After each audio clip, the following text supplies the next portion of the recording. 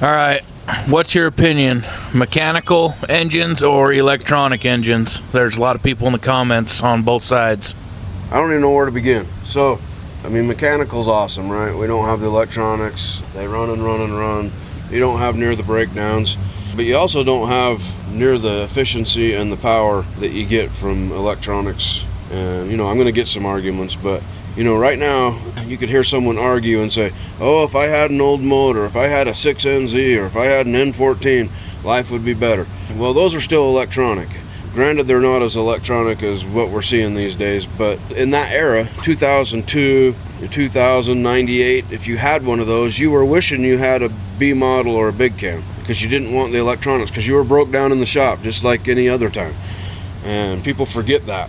And now they wish they had a 6NZ, which is still electronic, and so you're never going to make anybody happy. But mechanical was great. It had its place in time.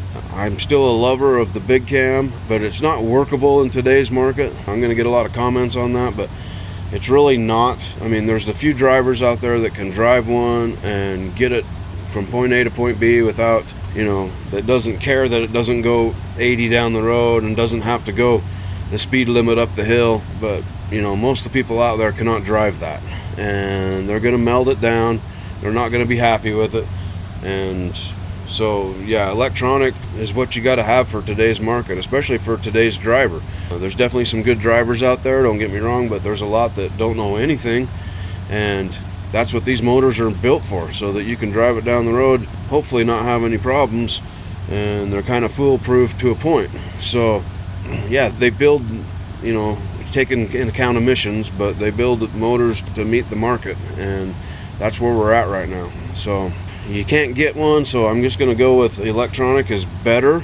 But believe me, I'd take a B model cat and a big cam any day over some of this stuff. But reality is, getting up and down the road cross country with one of those, you're not going to do it more fuel efficient and with as much power as you will with today's motor.